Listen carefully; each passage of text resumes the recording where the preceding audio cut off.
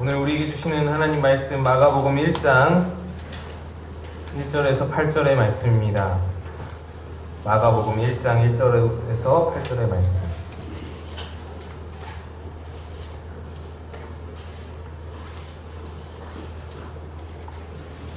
우리 한 절씩 교독하겠습니다. 하나님의 아들 예수 그리스도의 복음의 시작이라.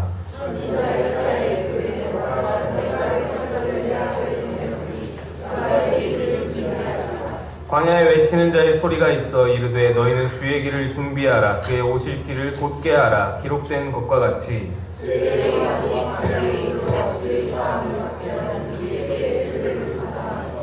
온 유대 지방과 예루살렘 사람이 다 나아가 자기 죄를 자복하고 요단강에서 그에게 세례를 받더라.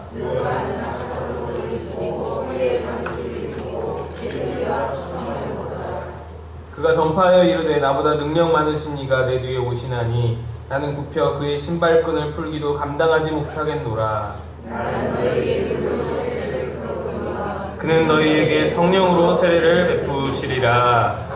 아멘. 할렐루야. 오늘 마가복음 두 번째 시간입니다.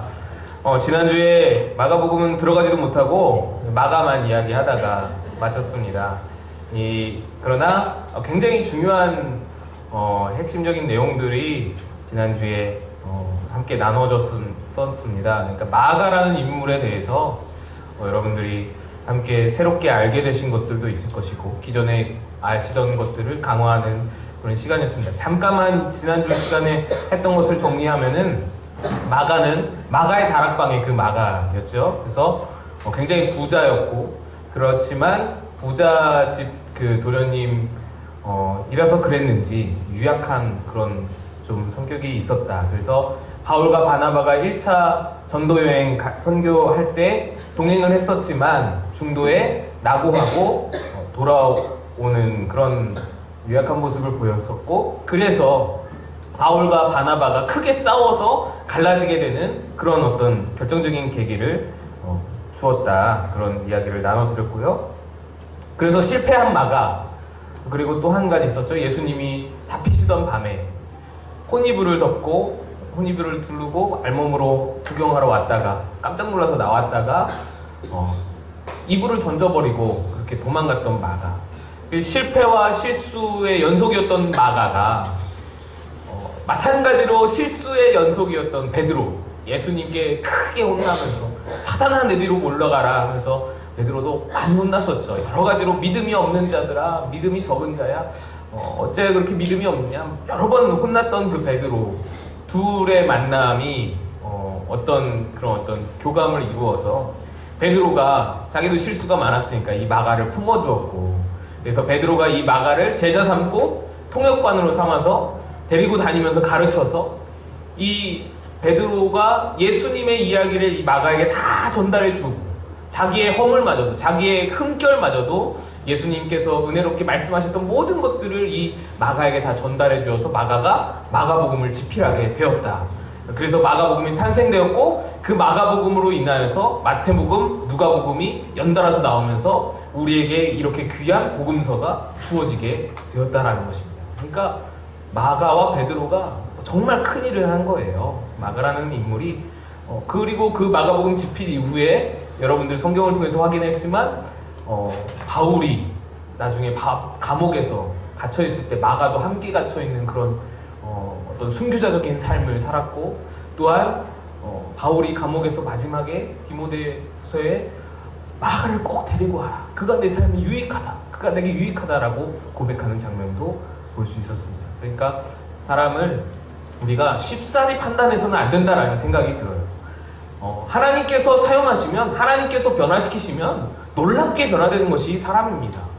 저도 여러 번 봤어요. 교육자 하면서도 여러 번 봤지만 중학교 때 고등학교 때 세상에 쟤는 좀 교회 안 왔으면 좋겠다 하던 애들 여러분도 많이 겪으셨을 거예요. 쟤는 좀 교회 오는 것이 다른 애들에게 방해고 예배에 방해되고 정말 쟤는 좀 안 왔으면 좋겠다 싶은 친구들이 놀랍게 하나님께서 다루시면 놀랍게 변화하면서 정말 위대한 일꾼들로 세워지는 것을 제가 이전 교회에서도 봤고 제 친구들 가운데서도 보았고 물론 저도 많이 변화되었고 이것이 하나님의 역사이고 하나님께서 사람을 쓰시는 방법인 것 같습니다. 그래서 우리는 쉽사리 사람을 판단해서는 안 된다. 마가와 같이 쉽사리 우리가 마가를 버렸다면, 베드로와 바울이 쉽사리 마가를 버려버렸다면 이 마가복음은 아마 어려웠을 것이다. 그런 것들을 우리가 알 수 있습니다. 우리 본문으로 좀 들어가서 2절 말씀을 함께 봅시다. 2절 말씀을 보면 마가는 선지자 이사야의 말씀을 인용해서 세례 요한에 대해서 말을 합니다. 마가복음은 세례 요한의 이야기로 시작을 합니다. 말씀이 유명하죠. 광야에 외치는 자의 소리가 있을 것이다 라는 말씀입니다.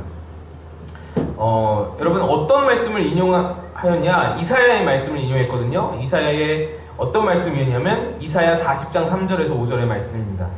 우리 화면을 좀 보시고 한번 읽어보겠습니다. 시작. 외치는 자의 소리여 이르되 너희는 광야에서 여호와의 길을 예비하라. 사막에서 우리 하나님의 대로를 평탄하게 하라.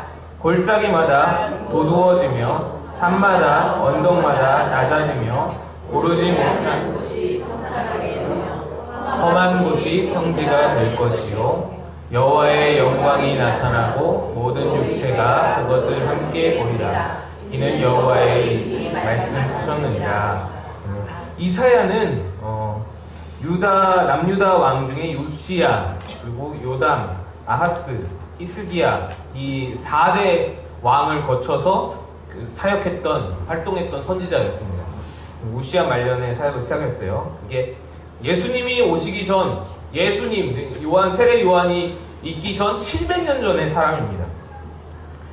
근데 여러분 생각해보면 이사야가 보라가 아니고 광야에서 외치는 자의 소리가 있을 것이다 이 말씀을 세례 요한을 미리 염두에 두고 700년 뒤에 이런 사람이 주의 길을 예배하러 올 거야 라고 생각하고 예언을 실제로 했을까? 물론 그럴 수도 있겠지만 가능성이 좀 낮습니다. 이사야는 이 이사야의 40장의 글을 썼던 이유와 목적이 뭐였냐면은 이제 바벨론 포로 생활에서 유다 땅으로, 너희의 원래 민족 땅, 너의 유다 땅으로 돌아갈 여호와의 길을 예비하라 이런 말씀이었어요. 그 주의 길을 예비하라. 그래서 광야에 외치는 자의 소리가 있을 것이다. 그 소리를 따라서 돌아갈 길을 예비해라 이런 말씀이었는데, 근데 이것이 700년 뒤에 예언이 되었어요. 세례 요한을 증거하는 예언이 되었어요. 이거는 이사야가 예언했다기보다는 하나님이 예언되게 하신 것이죠. 하나님께서 이사야는 몰랐지만, 이사야는 그것을 알지 못한 채 그때의 이사야의 상황에서 바벨론 포로로 잡혀있는 유다 백성들에게 너희들 하나님의 길을 예비해라 라고 선포한 것이지만, 하나님 뜻을 따라 선포했지만 놀랍게도 하나님은 그 말씀, 그 구절을 하나님 이용하셔서 예언이 되게 하시고 700년 뒤에 세례 요한에게 확실히 적용될 수 있는 그런 놀라운 말씀이 되게 하셨던 것이죠. 이사야는 700년 뒤에 실제로 메시아의 오실 길을 예비하는 세례 요한의 예언 말씀으로 쓰일 것이라고는 생각을 못했을 것입니다. 하나님의 큰 그림이 있었던 것이죠. 하나님의 큰 그림. 여러분, 이사야가 하나님 말씀에 순종하면서 가감없이 선포했더니 하나님이 그것을 700년 뒤에라도 사용하시고 예언되게 하시고 지금까지도 우리에게 큰 은혜가 되는 말씀으로 읽히게 되는 것이죠. 그러니까 여러분, 지금의 순종과 지금의 헌신을 하나님께서 언제 어떻게 우리를 사용하실지 모르는 거예요. 그죠? 지금의 준비와 지금의 기도를 하나님께서 언제 어떻게 사용하실지는 우리는 모르는 일입니다. 그러나 그것을 모르지만 언젠가는 사용하실 것을 믿고 쌓아가는 것이죠. 믿음으로 바라볼 수 있어요. 하나님의 큰 그림은, 여러분 제가 설교했었죠. 하나님의 큰 그림은 무엇으로 바라보는 것이다? 믿음으로 바라보는 것. 믿음의 눈으로 바라보는 것이다. 지금은 알아볼 수 없지만, 지금은 보이지 않지만 믿음의 눈으로 바라봐야 하나님의 큰 그림을 이해할 수 있다라는 것이죠. 이사야의 예언이 이렇게 사용되었다. 그래서 이사야는 세례 요한을 외치는 자의 소리라고 표현을 합니다. 외치는 자의 소리라는 말씀. 이것이 세례 요한의 정체성이었습니다. 외치는 자의 소리. 외치는 자의 소리. 요한복음 3장 30절 함께 보겠습니다. 요한복음 3장 30절 말씀. 화면 보시고 읽어주시면 좋겠습니다. 함께 시작. 그는 흥하여야 하겠고 나는 쇠하여야 하리라. 아멘. 아멘. 세례 요한의 정체성입니다. 세례 요한이 마음에 품고 있는 마음이에요. 하나님, 예수님은 흥하여야 하겠고 나는 쇠하여도 좋습니다. 아니, 쇠하여야 합니다. 나는 없어질 존재입니다. 예수님은 드러나셔야 합니다. 이거예요. 그러면서 세례 요한의 정체성을 이사야가 뭐라고 말하냐? 외치는 자의 소리라라고 말합니다. 외치는 자의 소리. 소리가 여러분 어떤가요? 소리. 예, 그 메시지가 담긴 소리였습니다. 그러니까 세례 요한이 소리래요. 세례 요한이 소리래요. 소리가 어떤 것입니까, 여러분? 소리. 외치는 자의 소리. 아! 라고 외치는 자의 소리가, 여러분, 제가 방금 전에 외쳤는데 그 소리가 지금까지 남아있나요? 없어요, 지금은. 그죠? 소리는 형체가 없습니다. 소리는 눈에 보이지 않아요. 다만 그 안에 메시지를 담고 있죠. 소리 안에 어떤 메시지를 담고 있죠. 그래서 소리의 역할은 그 메시지를 듣는 사람에게 전달하고는 사라지는 것이 소리입니다. 그죠? 외치는 자의 소리라는 것은 어떤 중요한 메시지를 담고 있다면 그 소리가 와! 라고 외쳐질 때에 그 외쳐지는 순간 그 메시지가 전달이 되고 소리는 그 역할을 다 함과 동시에 없어지는 것이 소리입니다. 지금 말씀에서 이사야는 그러는 거예요. 요한은 소리다. 요한은 소리라는 거, 그게 정체성이라는 거예요. 이게 무슨 말이겠어요? 없어진다는.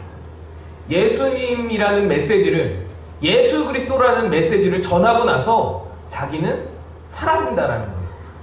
그는 형체도 없고 그는 보이지도 않아서 사람들의 주목을 받지도 않을 뿐더러 사람들의 주목을 받아서도 안 되고 나는 쇠하여야 하겠다. 하나님은, 예수님은 흥하여야 하겠고 나는 쇠하여야 하리니. 이게 요한의 정체성이었어요. 그래서 소리라는 거죠. 예수님을 전하고 나면 나는 없어져도 좋다라는 거예요. 예수님을 전하는 것만 이루어지면 나는 괜찮다라는 거예요. 나는 주목받지 못해도. 여러분, 이것이 사명자의 정체성입니다. 저와 같은 목회자의 정체성입니다. 저의 정체성은 그거예요. 여러분들한테 하나님이 여러분과 함께 하십니다. 하나님이 여러분을 사랑하십니다. 하나님이 여러분의 복을 주실 것입니다. 하나님을 잘 믿으십시오. 하나님만 따르십시오. 하나님만 섬기십시오. 하나님을 경외하십시오. 기도하십시오. 예배하십시오. 이것을 전달하고는 저는 없어지는 거예요. 그것이 사명자의 정체성이잖아요. 저는 주목받을 필요가 없고 저는 쇠하여야 하는 것이죠. 그것이 사명자의 그 정체성이란 말이에요. 그 요한이 그것을 가지고 있었다는 것이죠. 더 나아가서는 사명자뿐 아니라 우리 모든 그리스도인의 정체성이에요. 그리스도를 전하고 그리스도를 드러내고 나는 사라져도 괜찮아요. 우리는 모두 다 예수님이라는 주인공을 무대에 세우고 그 주인공을 빛나게 하는 음향으로 또 조명으로 그 주인공을 빛나게 하는 스태프들과 같은 거예요. 그래서 제가 여기 지금 서 있지만 뒤에서 열심히 분주하게 PPT 작업으로 조명으로 마이크 음향으로 열심히 스태프들이 섬기시잖아요. 그것과 마찬가지로 예수님이라는 그 주인공을 빛나게 하고 뒤에서 우리는 섬기는 것이, 그것이 우리의 정체성이다. 그것이 소리의 정체성이다. 여러분, 그래서 사실은 내가 드러나면 안 되는 거예요. 내가 드러나는 것은 사실 좋지 않습니다. 나는 철저히 감춰지는 게 가장 좋아요. 나는 감추고 예수가 드러나는 게 그게 제일 좋습니다. 그래서 여러분, 교회에서 가장 많이 드러나는 사람이 누군가요? 목사죠. 뭐 고민하세요. 목사죠. 목사잖아요. 그래서 천국에 목사가 그렇게 없대요. 자꾸 드러나니까. 여러분 모르세요? 천국 안 다녀오셨어요? 천국에 목사가 그렇게 없대요. 저도 안 가봐서 모르지만 소문에 오면 목사가 그렇게 없대요. 앞에 나서는 게요, 여러분, 그렇게 두려운 일이에요, 사실. 강대상이 뭐 거룩해서 두려워하라는 게 아니잖아요. 강대상이 여기가 뭐 지성소니까, 피값으로 사신 지성소니까 함부로 하면 안 된다, 그래서 두려워해라 라는 그런 게 아니에요. 그래서 뭐 신발 벗고 올라가라 뭐 그러시는 분도 있지만 저는 그렇게 생각 안 해요. 그래서 두려운 게 아니라 저는 뭐 여기 강대상에서 뭐 애들이 뛰어놀아도 상관없다고 생각을 해요. 예수님께서 오히려 피값으로 십자가에 달려 죽으시면서 휘장이 위에서 아래로 찢어지면서 지성소의 성막이 그 휘장이 열려졌잖아요. 하나님이 예수님을 십자가에 죽이시면서 휘장을 열어줘 주셨어요. 거기는 이제 원래는 대제사장만, 그것도 대속죄일 하루만, 1년에 하루만 들어갈 수 있는 그런 거룩한 곳이었는데, 거기 들어가서도 어쩌다가 죽을 수도 있는 그런 곳이었는데, 그것을 위에서 아래로 찢으시면서 예수님의 십자가로 열어줘 주신 거예요. 모든 죄인들에게 공개하신 거예요. 모든 죄인들이 밟아도 죽지 않는 곳으로 만드신 거예요. 하나님을 만나도 상관없는 거예요. 그래서 복받으라고 그 지성소를 열어주셨는데, 여기는 왜 무서운 거예요? 왜 두려워하라는 거예요? 자꾸 쓰면 쓸수록 교만이 싹틀 수 있습니다. 사람들, 여러분 그렇잖아요. 목사가 앞에 서면 물론 아닐 수도 있지만 좋아하잖아요. 그죠? 여기 좋은 말 해주는데, 복받으라고 말해주는데 누가 안 좋아하겠어요? 잘 되라고 기도해주고 복받으라고 예배 인도하는데 누가 안 좋아하겠어요? 좋아하고, 누가 싫다 하겠어요? 뭐 축복해주는데 다 존경하고, 그래, 금방 교만해집니다. 네, 여러분 저를 위해서 기도를 많이 해주셔야 돼요. 제가 아침마다 기도하면서 가장 많이 이렇게 부르짖는 기도의 제목이 뭐냐면, 하나님 오늘도 겸손케 해주세요 라는 기도입니다.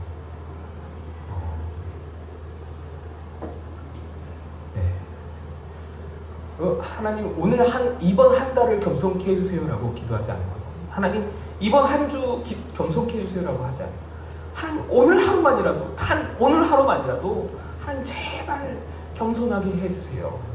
성도들 앞에, 하나님 앞에 겸손해야 살 수 있거든요. 목회자는 그거 잃어버리면 끝이거든요. 그냥 목회할 필요가 없는 거예요. 그럼 성도들한테 상처 주고 하나님 앞에 영광이 안 되고 하나님도 버리시는 사역자가 되는 거예요. 우리는 소리인 거예요. 우리는 소리입니다. 예수님만이 구원이라고 메시지를 전하고 뒤안길로 사라지는 소리와 같은 존재가 우리가 되어야 하는 것입니다. 외치는 자의 소리라는 말씀에 이런 의미가 담겨 있는 것입니다.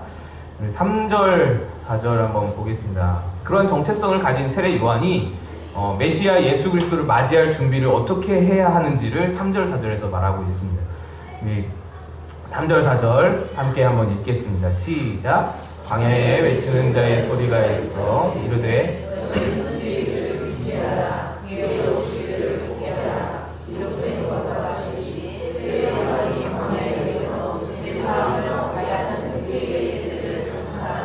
네, 주의 길을 준비하는 것이 곧 회개다라고 말합니다.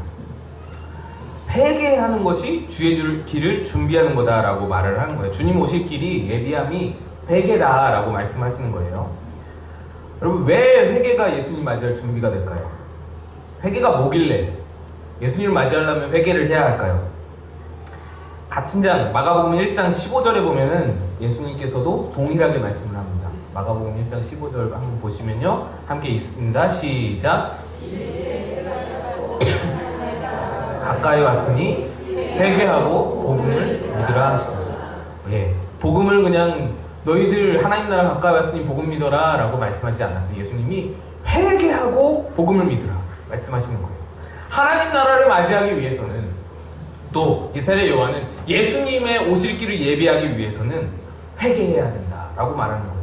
회개가 중요한 것이죠. 예수님의 첫 번째 선포하시는 메시지였어요. 예수님이 공생의 사역 시작하시면서 처음으로 첫 번째로 선포하신 메시지가 회개하라였어요. 여러분, 첫 번째 메시지는 굉장히 중요한 메시지입니다. 이 굉장히 중요하기 때문에 제일 앞에, 제일 서두에 말씀을 전파하시는 것이죠. 예수님의 첫 번째 메시지가 바로 회개하라였어요. 먼저 회개가 무엇인지 좀 알아야겠죠. 회개는 쉽게 말하면 내 삶의 주인을 몰아내는 것이 회개입니다.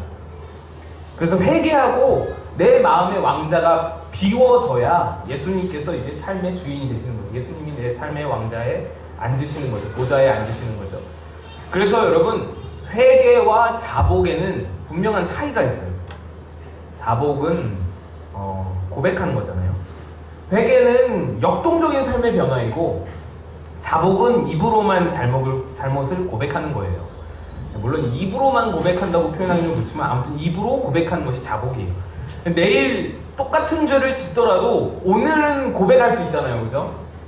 내일 또다시 잘못을 하더라도 오늘은 하나님 잘못했어요. 하나님 내가 그 일 잘못했습니다. 용서해 주세요. 고백할 수 있어요. 그런데 회개는 그런 게 아니에요. 회개는 180도 돌아서서 완전히 다른 길을 걸어가는 것이 회개입니다. 자복하다라는 말은 헬라어로 엑소몰로게오라는 말인데 고백하다, 동의하다, 약속하다 입으로 하는 거예요. 다 입으로 하는 뜻을 가지고 있어요. 회개하다는 메타노에오라는데 돌아서 길을 바꾼다라는 뜻이래요. 180도 방향을 바꾸는 거예요. 돌아서 길을 바꾼다. 걸어가는 거예요. 바꿔서 가는 거예요. 완전히 180도 돌아서서 가는 거예요. 회개는 말이 아니라 행동이라는 거예요. 우리는 주로 그렇게 알잖아요.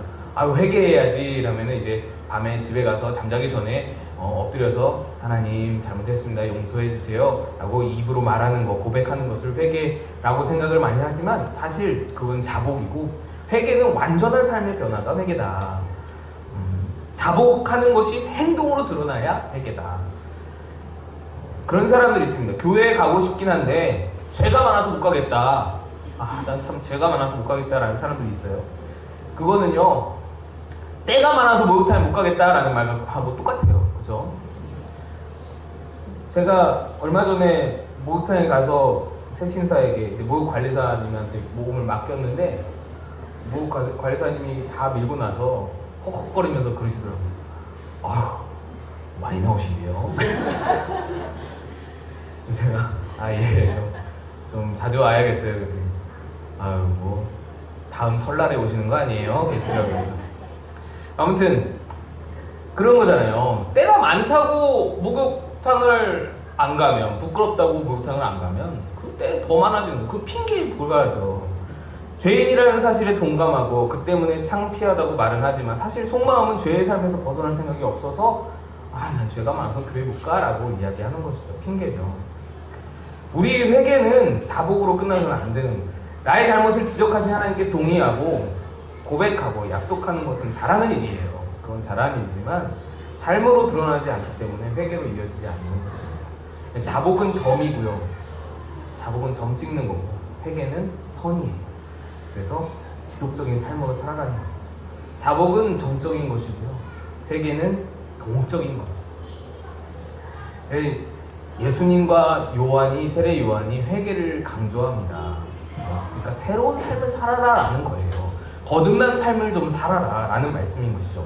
마태복음 3장 1절과 2절 그리고 마태복음 4장 17절에 예수님과 세례 요한이 똑같은 말씀을 합니다. 마태복음 3장 1절 2절인데요. 먼저 읽겠습니다. 시작. 그때에 세례 요한이 이르러 유대 광야에서 전파하여 말하되 천국이 가까이 왔느니라 하였으니. 뭐라고요? 회개하라 천국이 가까이 왔느니라. 세례 요한이 한 말이에요. 세례 요한이 첫 번째 사역을 시작하면서 했던 말이 회개하라 천국이 가까이 왔느니라고요. 마태복음 4장 17절 말씀입니다. 한번 읽겠습니다. 시작. 이때부터 예수께서 비로소 전파하여 이르시되 회개하라 천국이 가까이 왔느니라. 예수님도 똑같이 말씀하는 거예요. 첫 마디가 예수님도 공생을 시작하는 첫 마디가 바로 이거였어요. 회개하라 천국이 가까이 왔느니라. 세례 요한과 예수님이 똑같은 말로 똑같이 사역을 시작하신 거예요. 이제 중요하다라는 것이죠. 회개는 하나님 나라 천국과 연관이 있다라는 의미예요. 회개가 없으면 천국도 없다라는 것이죠. 회개는 그래서 자복과 차이가 있는 거예요. 역동적인 삶의 변화라는 거예요. 입으로만 고백하는 게 아니고. 그래서 자복은 정적이고 회개는 동적이다라는 것입니다. 근데 여기서 중요한 좀 내용이 있어서 제가 좀 짚고 넘어가겠습니다. 세례 요한과 예수님이 사람들에게 회개를 촉구해요. 야, 회개해야 된다. 회개해야 된다. 근데 죄송합니다. 그 방법이 굉장히 다릅니다. 세례 요한과 예수님이 사람들에게 회개를 요구하면서 선택한 방법이 너무나 달라요. 명백하게 다릅니다. 우리 조금 긴데 누가복음 3장 7절에서 20절 말씀 누가복음 3장 7절에서 20절 말씀 한번 찾아보시면 좋겠습니다. 계속 봐야 해서 잠깐만 한번 찾아보겠습니다. 누가복음 3장 7절에서 20절 말씀입니다.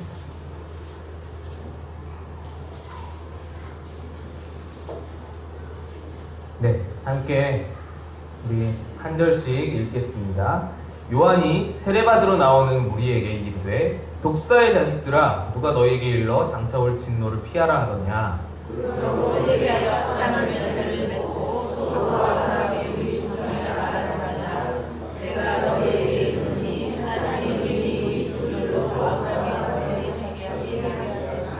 이미 도끼가 나무 뿌리에 놓였으니 좋은 열매 맺지 아니하는 나무마다 찍혀 불에 던져지리라. 대답하여 이르되 옷 두 벌 있는 자는 옷 없는 자에게 나눠줄 것이요 먹을 것이 있는 자도 그렇게 할 것이니라 하고,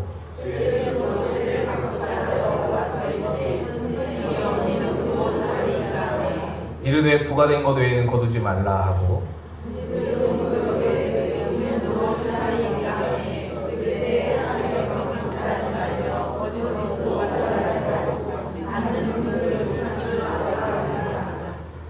백성들이 말하고 기다림으로 모든 사람들이 요한을 혹 그리스도신가 심중에 생각하니,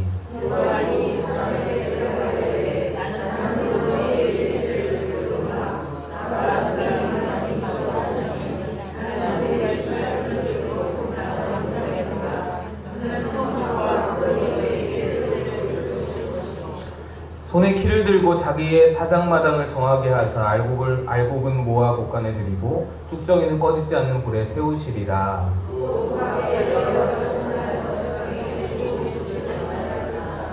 분봉왕 헤롯은 그의 동생의 아내 헤로디아의 일과 또 자기가 행한 모든 악한 일로 말미암아 요한에게 책망을 받고,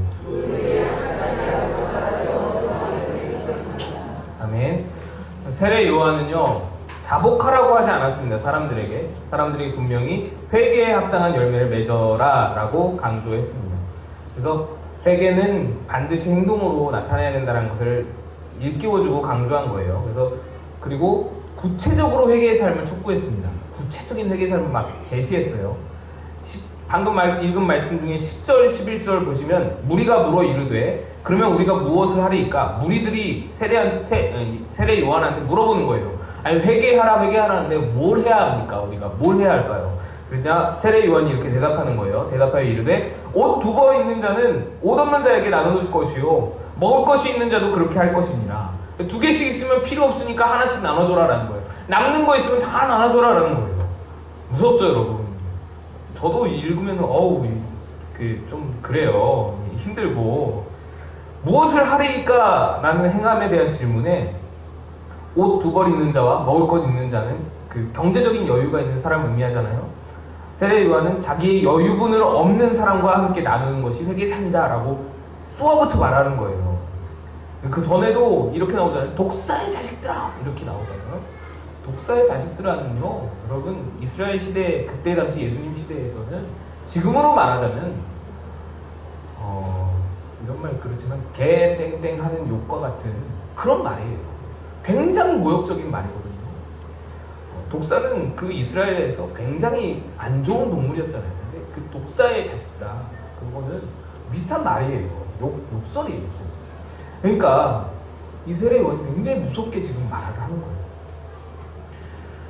세례 요한 당시의 세리는요 로마 제국으로부터 이제 도급 맡은 사람들이고 백성의 재산을 좌지우지했어요. 로마 제국이 할당한 세액을 초과하는 금액을 이제 걷어들이면 다 자기 주머니로 들어가는 거예요. 그래서 자기 배를 불리기 위해서 백성들의 고혈을 짜냈죠. 왜냐면 걷는 만큼 로마한테 줄 것만 딱 주고 나면 이제 다 자기 거니까.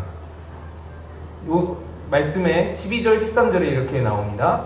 세리들도 뭔가 찔림을 받은 거예요. 세리들도 자기들도 구원을 받고 싶어서 세례를 받고자 하여 와서 이르되 선생이여 우리는 무엇을 하리이까 하매 이르되 부가 된 것 외에는 거두지 말라 하고, 세례 요한은 세리들에게 법으로 정한 세금 외에는 거두지 말라라고 했습니다. 옳은 말 한 거죠. 바른 말 한 겁니다. 남의 재산을 부당하게 탈취하지 말라라는 뜻이죠. 14절에 보면 군인들도 나옵니다. 군인들도 물어 이르되 우리는 무엇을 하리이까 하며 이르되 사람에게서 강탈하지 말고 거짓으로 고발하지 말고 받는 금류를 족한 줄로 알아 하니라. 사람들에게서 강탈하지 말라는 것은 협박하지 말라는 거예요. 위협하지 말라는 거예요. 권위로 찍어 누르지 말라는 거예요. 거짓으로 고발하지 말라는 것은 중상모략하지 말라는 것이죠. 이것이 당시 타인의 생명을 좌지우지하던 군인에게 세례 요한이 촉구한 내용이에요.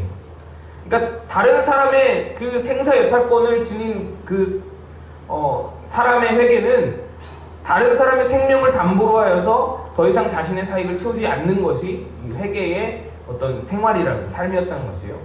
그 다음에 19절에 보면 분봉왕 헤롯이 세례 요한과 만난 장면이 나옵니다. 분봉왕 헤롯은 그의 동생의 아내 헤로디아의 일과 또 자기가 행한 모든 악한 일로 말미암아 요한에게 책망을 받고, 분봉왕 헤롯이 자기 동생의 아내를 뺏었어요. 그래서 이거 뭐 완전 콩가루 집안이잖아요. 그래서 요한이 너 뭐 하는 짓이냐? 막 그러면서 비난을 했어요. 비판을 했어요. 그랬더니 분봉왕 헤롯이, 여러분 잘 아시잖아요. 요한을 옥에 가두고 그 뺏은 그 여인에게서 낳은 그 여인이 낳은 딸, 그 여인의 딸에게 이제 춤을 추라고 하고는 모든 보는 사람들이 막 칭찬하니까 기분 좋아서 소원을 말해봐라. 그랬더니 이 딸이 엄마랑 상의해봤더니 엄마가 세례 요한의 목을 달아. 그래서 세례 요한의 목을 쟁반에 담아서 갖다 바치잖아요. 세례 요한이 그렇게 죽음을 당합니다. 이 세례 요한은요, 자복을 요구한 게 아니고요, 철저하게 삶과 행동이 수반된 회개의 열매를 촉구했습니다. 근데 여러분, 이 구구절절이 옳은 말이잖아요. 구구절절이 다 맞는 말입니다. 근데 세례 요한의 말을 듣고 한 사람이라도 회개한 사람이 있었을까요? 없었어요. 너 여분의 것을 없는 사람에게 나눠주라 하는 세례 요한의 말에 부자들이 행동으로 응답을 했을까? 그렇게 보기 힘듭니다. 한 달에 10만 원 버는 사람이 11조로 만 원 내는 것은 의외로 쉬운데요. 한 달에 1억을 버는 사람이 1,000만 원 11조 내는 건 어렵잖아요. 쉽지 않습니다. 1억 원 버는 사람은 10만 원 버는 사람보다 1,000만 원의 가치와 효용을 더 잘 알기 때문에. 이거 1,000만 원, 어떻게 쓰면 어떻게 돈이 불려지는지를 잘 알잖아요. 그게 더 어려운 거예요. 돈이 많은 사람은 돈의 가치를 더 잘 알기 때문에 돈을 많이 내기가 어렵습니다. 우리 생각에, 없는 사람들 생각에는 쉬울 것 같지만 어려운 거예요. 그 부자들에게 너 여분의 것을 나눠주라, 이거 누가 쉽사리 응답하겠습니까? 이거 어려운 거, 불가능에 가까운 거. 이제 1장, 우리 본문으로 돌아와서 마가복음 1장 4절 5절 한번 보시면, 마가복음 1장 4절 5절 한번 보시죠.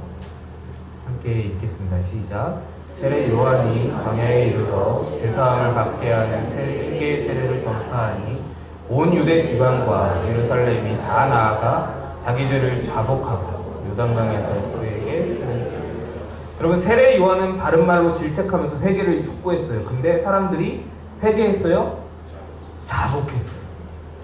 사람들은 요한의 말을 듣고 그 앞에서 세례를 받아야 되니까 그냥 입술로 네, 제가 그렇게 살겠습니다. 네네네, 알겠습니다. 이렇게 자복하고 세례를 받은 거예요. 질책과 명령만으로는 인간의 회개가 불가능하다는 것을 보여줍니다.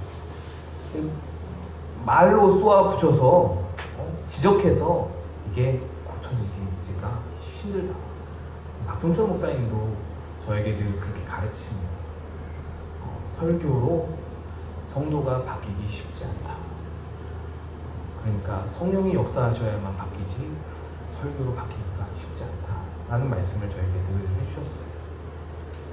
그러니까 설교 중에 은혜를 받고 우리가 죄를 자복해도 그 자복이 예배당 밖에서 나아가는 순간, 예배당 밖을 떠나는 순간 사실 허물어지잖아요. 그 고백이 회개의 삶으로 이루어지는 게 굉장히 어렵잖아요. 이 세상이 얼마나 강팍한가. 근데요, 예수님이 이끄신 회개가 진짜로 사람들을 변화시킵니다. 시간이 많이 가는데 이거는 꼭 하고 가야 될 것 같아요. 우리 요한복음 19장 38절에서 42절 말씀을 화면으로 한번 보겠습니다. 화면으로 읽겠습니다. 시작. 아리마대 사람 요셉은 예수의 제자이나 유대인이 두려워 그것을 숨기더니 2일 후에 빌라도에게 예수의 시체를 가져가기를 구하매 빌라도가 허락하는지라. 이에 가서 예수의 시체를 가져가니라. 일찍이 예수께 밤에 찾아왔던 니고데모도 모략과 친향 섞은 것을 100미트라쯤 가지고 온지라. 이에 예수의 시체를 가져다가 쌌더라. 예수께서 십자가에 못 박히신 곳에 동산에 있고 동산 안에 아직 사람을 장사한 일이 없는 새 무덤이 있는지라. 이 날은 유대인의 준비일이요 또 무덤이 가까운 곳으로 예수를 거기 둡니다.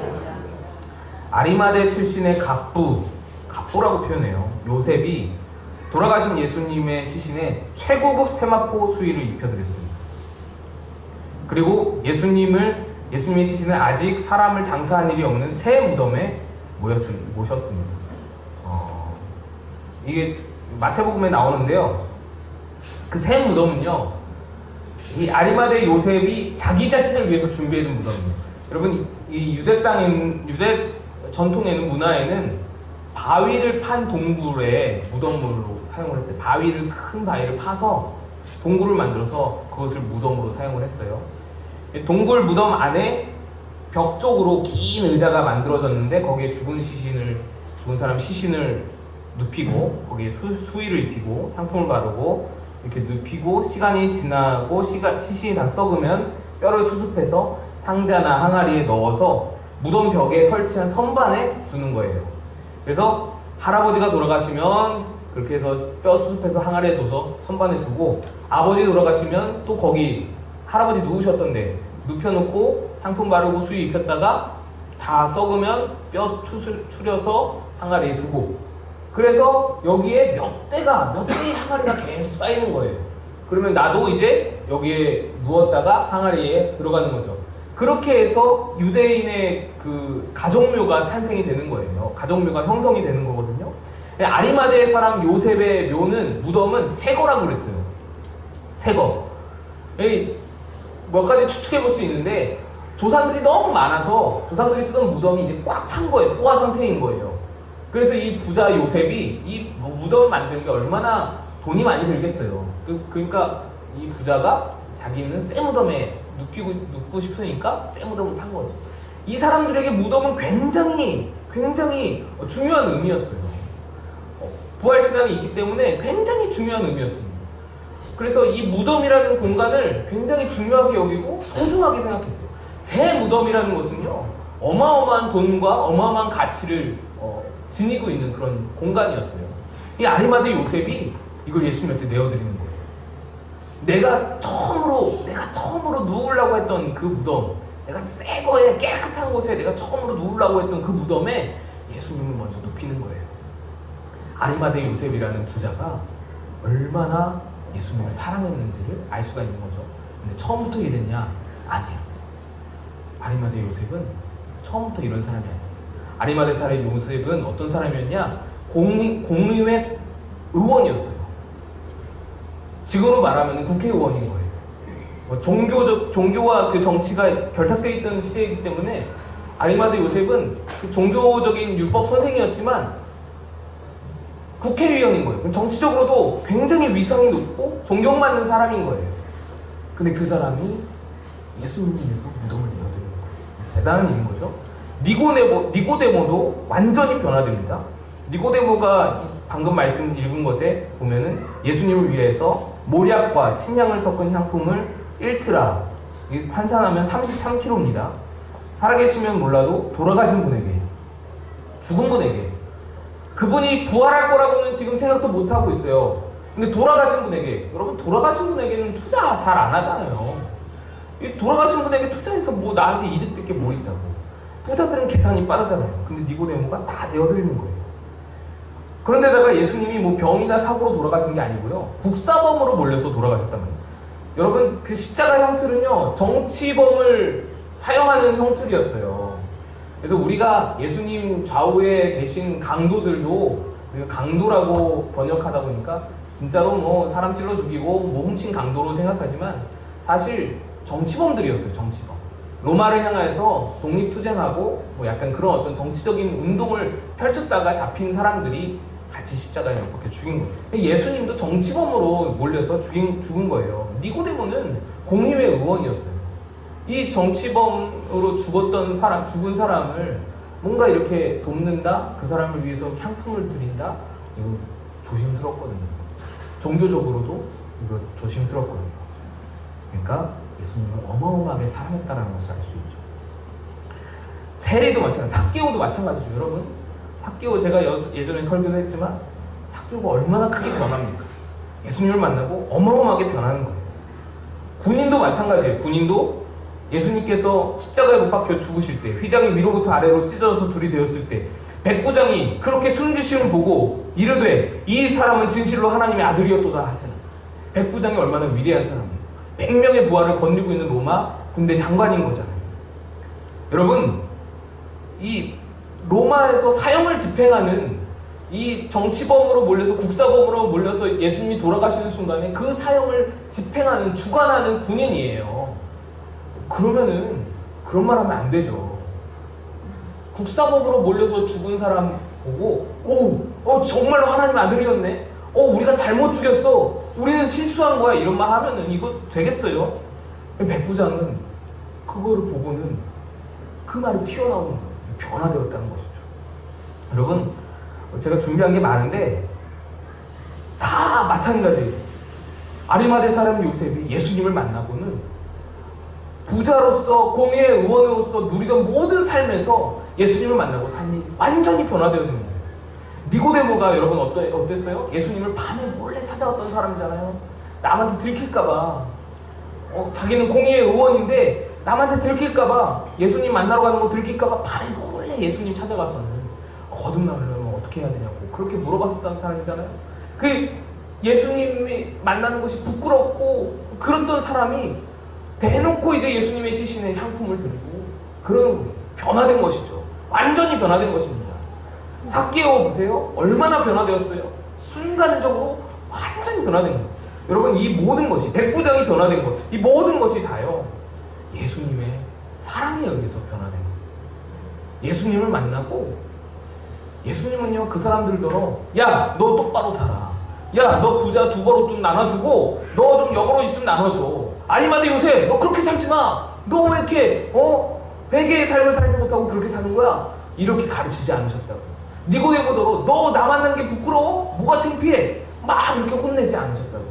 삭개오더러 너 야 그렇게 재산을 축적하면 어떡해? 막 혼내지 않으셨다고. 그저 누구를 만나시든 사랑으로 다가가셨죠, 예수님. 근데 사랑으로 다가갔더니 그 사랑이 쌓이고 쌓여서 그 회개할 것 같지 않던 부자들, 세리들, 또 구집들이 변화된 거예요. 세례 요한이 촉구한 회개와 예수님께서 이끄신 회개가 여러분 어떻습니까? 많이 다르죠. 많이 다르죠. 예수님은 사랑이 사람을 변화시킨다고 확신하셨던 것 같아요.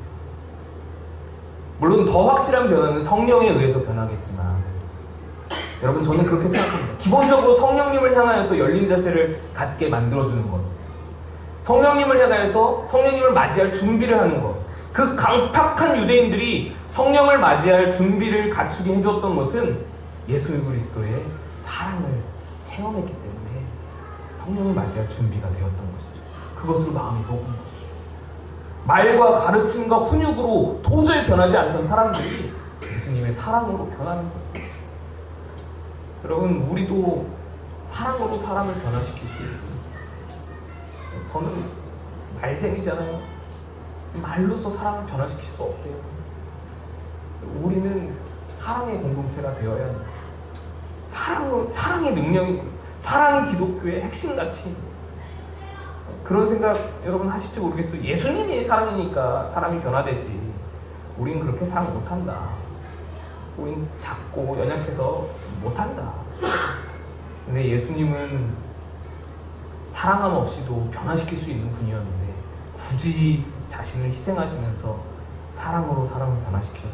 왜냐하면 우리에게 본을 보이기 위해서.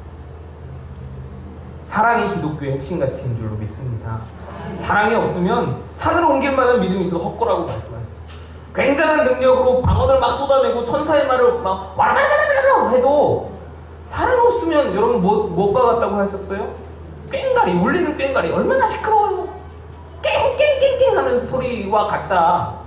아무 능력도 없고 아무 의미도 없는, 메시지도 없는 그런 깽깽깽 울리는 소리와 같다. 천사의 말이.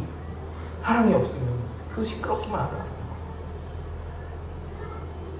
저는 감히 이렇게 말합니다. 오늘 말씀을 통하여서 기독교는 사랑이 전부다. 사랑이 다가. 주를 향한 사랑과 이웃 향한 사랑이 이것이 전부다. 하나님을 사랑하면 믿음이 없을 리 없잖아요. 예배드리지 말라 그래도 예배드리잖아요. 기도하지 말라고 해도 기도하잖아요. 하나님을 사랑하면 저절로 그런 것들이 흘러넘치죠. 이웃 사랑하면 저절로 선교가, 저절로 봉사가 흘러넘치죠. 기독교의 모든 요소들은 이 사랑에 다 포함되는 거예요. 그래서 성경도 이렇게 말하잖아요. 사랑은 율법의 완성이다. 예수님께서 바로 이 사랑의 위대함을 몸소 보이신 것입니다. 강팍한 사람들을 사랑으로 회개하도록 이끄시는 삶이 바뀌어지고 변화되는 놀라운 일이 예수의 사랑으로 이루어진 줄 믿습니다. 우리 교회가 이 사랑을 배워가는 교회 되었으면 좋겠습니다. 우리